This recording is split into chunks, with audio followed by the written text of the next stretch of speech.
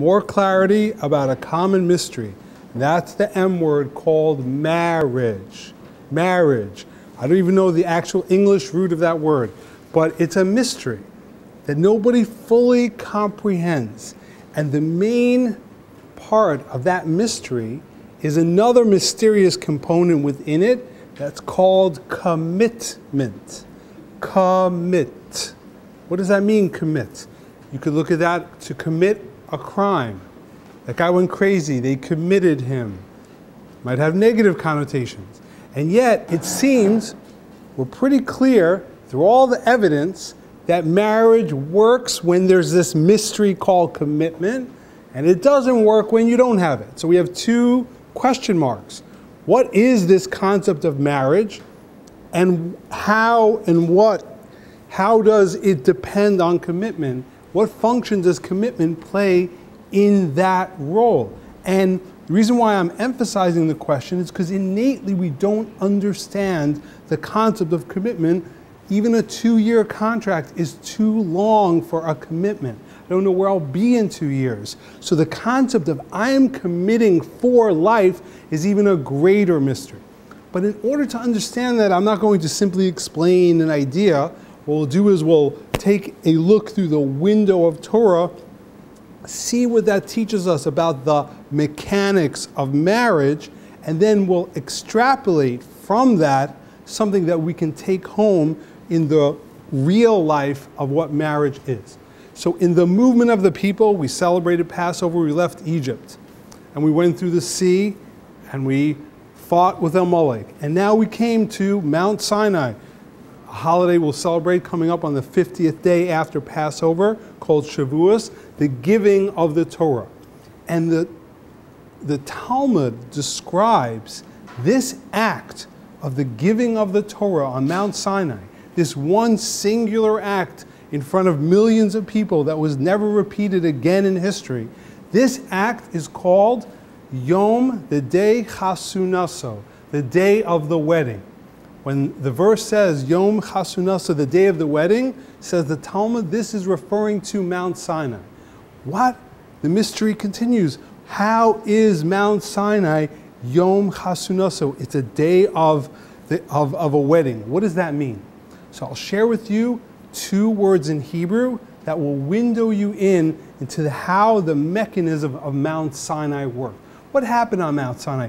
God gave us the Torah like a diploma lineup. Here it is. Congratulations, gone to school, now you have this piece of paper. What does that mean, God gave us the Torah? So we're going to see part of it today, that we came into the desert of Sinai, and before we received the Torah, we had 3 days of preparation before that time period. Then we received and connected to it. Now, in this time period, our pre-game to receiving it, we said the following phrase. In Hebrew, it is Naseh, we will do, V'nishma, and we will hear. Naseh, we will do, and then we will hear. And as everybody comes to explain, and I'm going to share with you the explanation of the Maharal of Prague, that everyone asks, how does a human being do before you hear?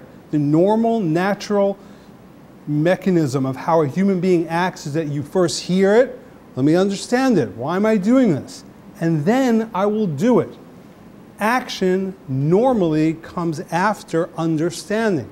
So why is this the prerequisite, Naseh and then Nishma? Why is it that we said we'll do and then we'll hear? That's something that's against nature. So I want everyone to be able to walk out knowing this phrase, Naseh v'nishma.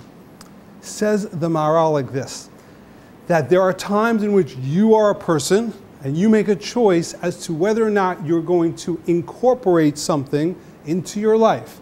I'll use my intellect to decide whether or not I'll incorporate it. However, when it comes to this mystery called the Jewish people, the nation of Israel, this historical anomaly of this tiny group of people who thousands of years ago said they'll influence the world and have influenced the world, this anomaly is created for the sake of receiving and being at one with the Torah. Meaning, when we look at who you are, part of you is a Jew, our essence is for the sake, we're built for the sake of connecting and being at one with the Torah. As an example, before, when a person gets an aliyah, they go up to the Torah and they make a blessing, Asher Bachar Banu Mikol Ha'amim, you've chosen us from all the nations, V'nasan Lanu Es Torah, so, and you gave us the Torah. The commentators ask, what are these two things? One thing is to be chosen, the other thing is to be given the Torah. Why are they together in this blessing? But they explain that our Asher Bachar Banu, that which we're quote unquote chosen, this specialness of a nation in our unique existence is for the sake only, uniquely, for the connecting and giving out of the Torah. Meaning, our relationship to this reality called Torah is not, we're a nation, and by the way, we added on an extra layer to our existence, kind of helps, like a fin on the back of a car in Guy World, whatever that is. Oh, I'm going to put a fin. Oh, now it looks good. Does it go faster? No, but for some reason, guys like fins on the back of their car. That's an extra thing. They'll pay for that. So that's an additive. You have a car, and now you have a car with a fin. Here, it's I am connecting to who I am and why I am. Here's where I need everyone to come with me to the storage place inside, a small room. I'm connecting to who I am and why I am, meaning the fiber of the reason why I exist in the first place is to connect and give the Torah. The fiber by which I exist, I acknowledge my breathing, our existence as a nation is for the very purpose of this reality. So now I'm becoming one with who I am. I'm connecting to my source, what makes me be. The concept of nasa, we said, we'll do, and then we'll hear. Don't you want to hear what's first? The answer is, in our existence, we have intellect, we have action. And what's the main existence of who we are? It's action. And we realized in the pre-game to Mount Sinai that our existence is dependent on it. Therefore, our nishma, will hear, I want to understand, I want to know, was a byproduct of our connection to nasa. Meaning, there was a break on through to the other side realization that what we're dealing with now is not an added reality, but it is the core purpose of our very existence. And therefore, with our intellect, we chose to move to a realm that is beyond intellect. I say that again. With our intellect, we chose to move to a reality that's beyond our intellect, in which I'm doing it because this is who I am. I am at one with this action. It emanates from my very core. It's who I am. The nasa that we did before Nishma, before we heard, that was the connection of our core to its original source and purpose. And the Nishma, what we heard, oh, now I want to understand, was on a higher level. There's nasa, I'm doing it in a way because I know I'm at one with that reality. Nishma means to understand. The word shma means to hear, to understand, and most importantly, to be at one with. When you cannot be at one with a person, you cannot be at one with a reality unless you understand it. The phrase for understanding in Judaism is Shema. Shema is not an auditory issue. Shema is an understanding issue. And that understanding leads to unity, to be at one. The nishma that we had, the hearing that we did, was the final frontier of ultimate unity.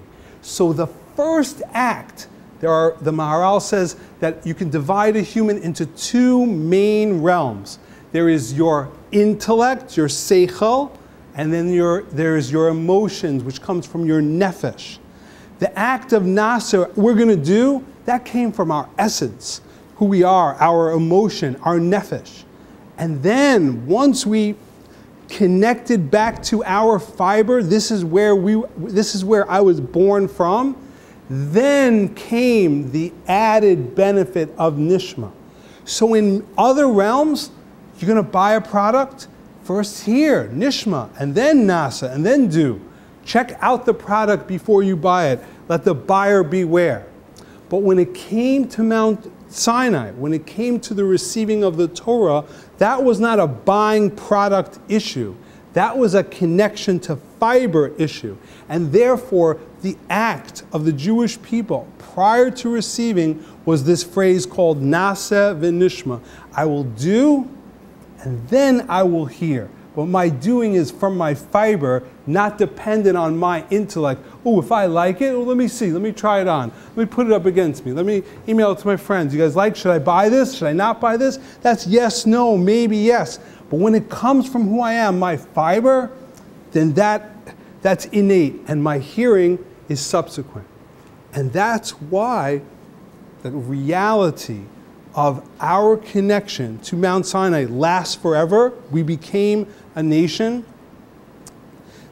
Most importantly, that now there was set this concept that I, in this world, can have a moment in which I realize it's all one. Rav Hutner, a great rabbi, says in his works that at this moment, the world changed, and now it existed for me to realize that me and the Torah and God are all one. It's all one. That's the maximum hydroplane when you connect to something that's from within you on the deepest sense. And that's the reality of why we call Mount Sinai Yom HaChuppah, the day of the wedding. That's not a poetic phrase. We look at this as a wedding, as two parties coming together through a third realm and becoming one. That God is similar to the groom. The Jewish people, us, were similar to the bride. And through this reality called Torah, we became one. And this is what's called the realm of marriage. We became committed to each other's fiber. We became committed to each other. Now, so that's the philosophical, historical, and practical reading of Mount Sinai. Now, how do we extrapolate that to this realm called marriage, something that we do? So in order to understand that, I want to just take a quick break and show you something very funny, and then I'll use that to springboard off into the realm of marriage. Video games can cause major problems in a relationship. There are countless wives and girlfriends who feel neglected while their men spend hours fighting virtual monsters. But is it possible for one partner to feed an all-consuming addiction while the other pretends she's in a healthy relationship? One hot new gaming device says you can get both. The Relationship Pro talks to your girlfriend so you don't have to. We're joined today in our demo center by Eric and Pam, a couple that's been teetering on the edge of divorce for years. So, Pam, you guys have been using the controller all morning. I understand it's a very good listener. It's amazing. It's like talking to a fully developed person. Wow, we all have those things we've told our spouse a million times, but they never seem to listen. So, Pam, can you tell the controller something that you've told Eric? Here's something I say a lot. What is this? What are we doing? You're right. I know I have a lot to change. Our best days are ahead of us. But I understand the controller does much more than just yes, dear, or no, dear. Yeah, I mean, it's not afraid to tell me the hard truth I need to hear. You have to understand that just because you've been friends with Carol since college doesn't mean you're friends with Carol. Does that make sense? I guess you're right. It's got to be a major relief not needing your husband to be your partner or a friend. Oh, yeah, it's a load off. So, Eric, it must be a tremendous relief to know that there's someone else on the other end of Pam's eye rolls. Oh, for sure. Now I can focus on my game instead of worrying about all that stuff she said there. Well, let's underline that for our viewers. It has fixed your relationship and improved your gaming. Yeah. Both, I guess you could say that. But we have to say that. Get Both is sponsored by 7-Up 10. Great taste, only 10 calories. Get both. Well, so we all want to know, Will the Relationship Pro keep you two together? I think it'll drag this thing out for another couple months. Amazing! Now, to thank you two for coming on the show, we bought you two the new deluxe Relationship Pro Extreme. This expanded model has 2 new modes. Fantasy mode, which allows you to select the age and nationality of the controller's voice. Oh, I choose a voice like my dad's. Okay. And a hyper-realistic mode that starts fights and then grovels pathetically when it's afraid you might get rid of it. I can't wait to use it. I told you I can't right now. Could you lay off for once? Why are you doing this? Look, I'm sorry. I'm just really stressed out right now. Let's have a baby. That's so realistic. Thanks for showing us how to get both with 7-Up 10. Great taste, only 10 calories. Get both. So we in our generation have the unfortunate concept of not really understanding this institution called marriage, but nonetheless feeling obligated to be in it.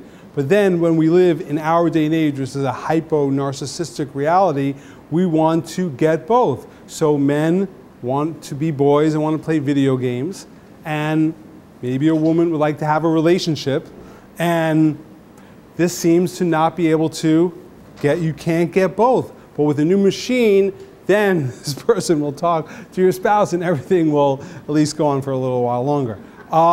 But I think this is a pathetic metaphor, but we could see it in a bizarre world positive about what the right concept is. So marriage is a commitment, meaning a person dates and chooses.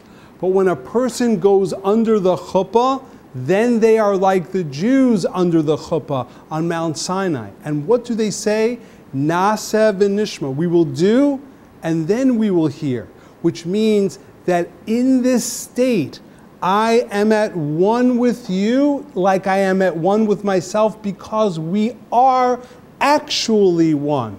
The Nasa came before Nishma. The doing came before hearing because we knew on an intrinsic level that we were at one with the reality that we're uniting with, that we're marrying. We, the Torah, and God are one. And we knew that on an intrinsic level.